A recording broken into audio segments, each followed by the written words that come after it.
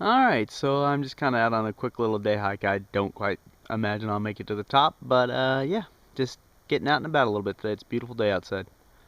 Alrighty guys, so hope you can hear me alright. I'm about a mile and a half up the trail.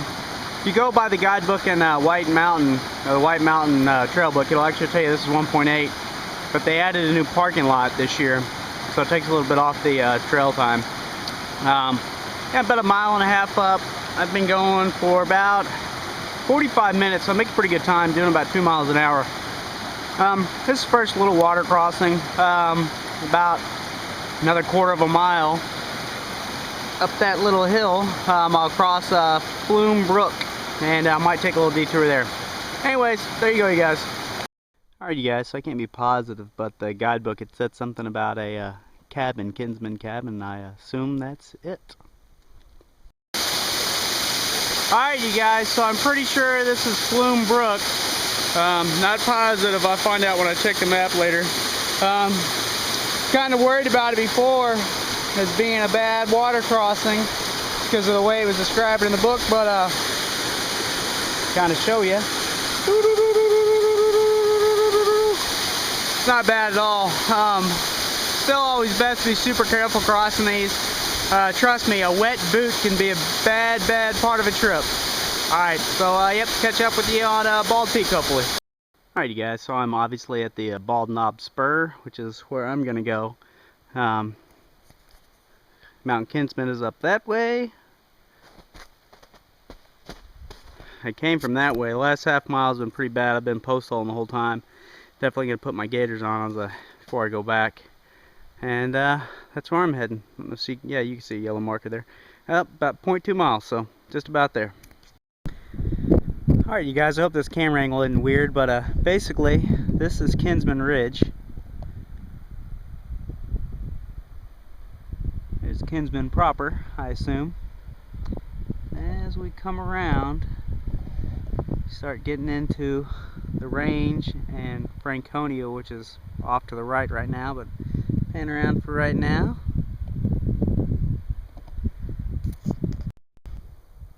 Alright you guys, here's another little panorama of what I believe to be the Franconia side.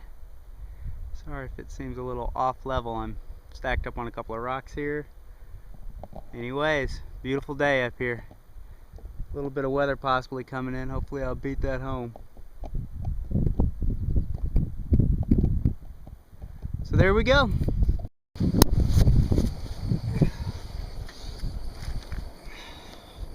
Alright you guys, so I'm sitting up here at Bald Peak,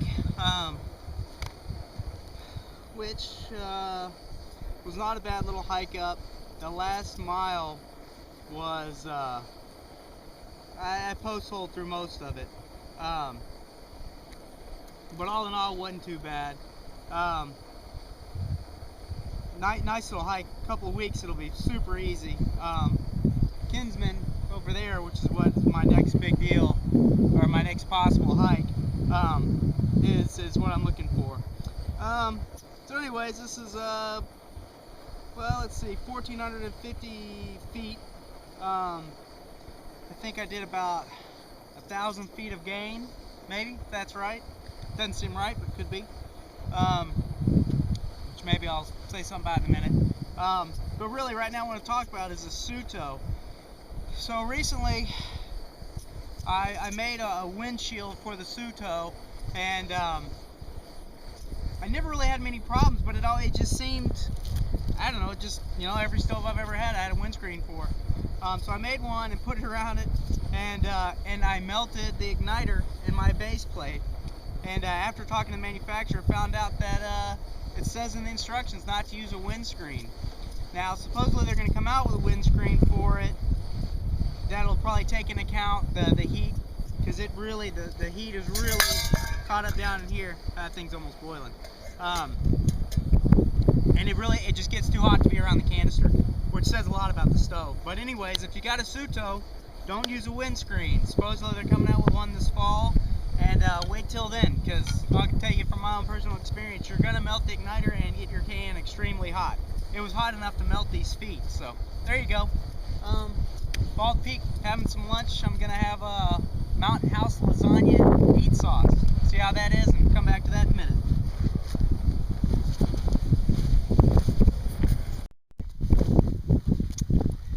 Alright, you guys. Alright, so while I'm waiting for my food to cook in this little bag here, go over a couple of things. I've been using Trimble, and I'll probably put a link up for it so you can kind of check out the maps, off of my Droid X for a lot of the hikes I've been doing the past 6 months, maybe, I guess. I'll look back on that. And it works out pretty good. You really have to make sure you establish the fact that it's caught a satellite before you leave. If it's got a satellite, once you get going, you're fine. So today our stats are 2.27 miles, 1 hour and 40 minutes, average speed of 1.3 miles. Now before I got to the Flume Brook, I was cruising. I'd gone about 1,000 feet, I think, and I'd gone about 2 miles. Once I hit Flume, I started hitting snow and post-holed through most of the way back. I didn't record a whole lot coming up, but I did stop a couple of times to take pictures and do stuff. But went pretty good. I've got a little bit of weather coming in. I wanted to come up quick and get down fast today. It's really just a preemptive before I do Kinsman. But so far, as far as the Trimble goes, it's your typical, you know, like any other navigation. I've been pretty happy with it. Shows elevation, shows speed. The maps are really good on it, and yeah, so far it's pretty good.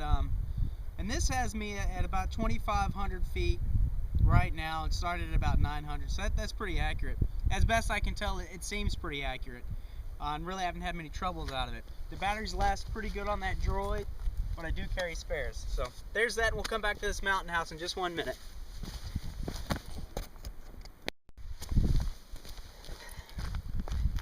Alright, you guys, so now we're back. A little bit of mountain house lasagna with meat sauce. I've had a lot of these flavors. This is the Pro Pack. I haven't had the Pro Packs yet. This is the first one I've had. I got quite a few of them, but the first one I've had, and first time I've had the lasagna? I think so. So, it's real weird too. It's at 14 ounces, which seems like a strange measurement to me. And I put all 14 ounces in, and maybe if I let it set longer, maybe it'll congeal a little bit more, but I typically like a little less fluid in these, but that's just me. I like it a little bit thicker. But let's see how it tastes.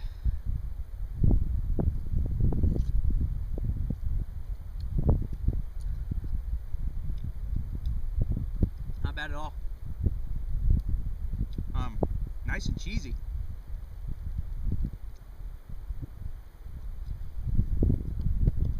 I think if I could have got it a little bit warmer, I should have put it in my pack or something. Pretty chilly up here. Gotta be below 40. I say that. I don't know. It's probably in the 40s, maybe below 40. But pretty good. Definitely not bad, man. I've had a pretty easy day. If this has been a long day, this has been amazing. So there you go. Mountain House Pro Pack lasagna with meat sauce. Real good. Yeah, not bad at all. I would still add a little salt and my little spice mix to it, but there you go. Mountain House Pro Pack. Good stuff. Definitely carried up easy, cooked fast, so there you go. Alright, if I don't come back to you, have a good day. Make your own food and get outdoors, or let Mountain House make it for you every once in a while.